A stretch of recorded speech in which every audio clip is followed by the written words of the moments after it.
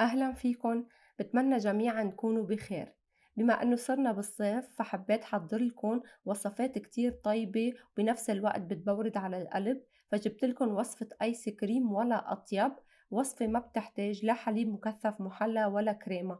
بثلاث مكونات أساسية حتحضروا آيس كريم بالفراولة رائعة. بتمنى الوصفة تعجبكم وتحبوها، ويا ريت كالعادة ما تنسوني من اللايك والشير. وخلونا ننتقل سوا لطريقة التحضير.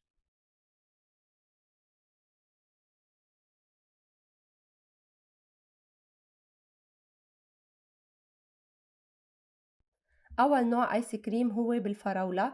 هنحتاج ل 250 جرام من الفراولة المفرزة، معلقة كبيرة من عسل النحل أو عسل الجلوكوز.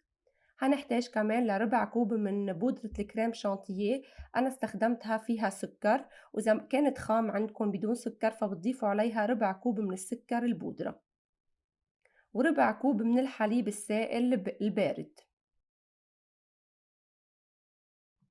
وعلى نكهة المانجا نفس الشي 250 جرام من المانجا المفرزة، معلقة كبيرة من العسل، ربع كوب من بودرة الكريم شانتيه، وربع كوب من الحليب البارد السائل. بدنا نوضع جميع المكونات بمحضرة الطعام.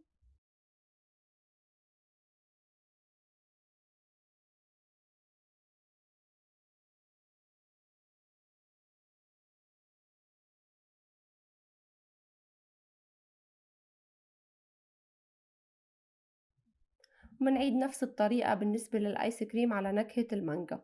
وضعت جميع المكونات بمحضرة الطعام. بدنا نخلطهم مع بعض حوالي دقيقتين لحتى نحصل على الآيس كريم.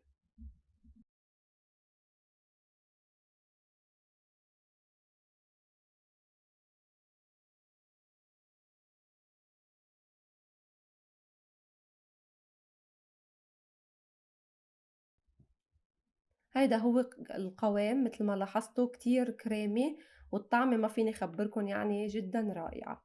نوضعهم بالعلب يلي بتدخل على الفريزر.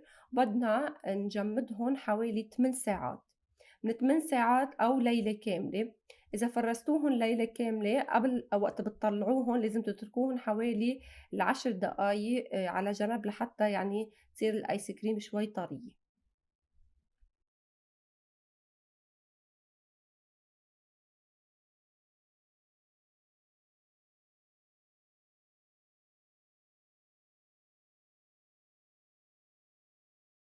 من بعد ما صارت جاهزة قدمتها بهيدي الطريقة. فيكن تقدموها بالكاسات أو بالبسكوت الخاص بالآيس كريم.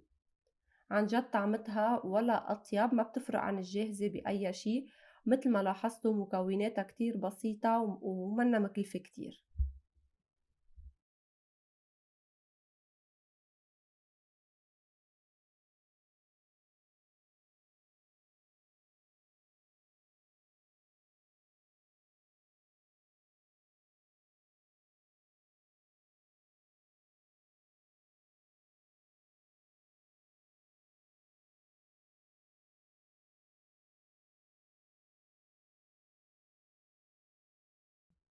كتير كريمية وطعمتها رائعة.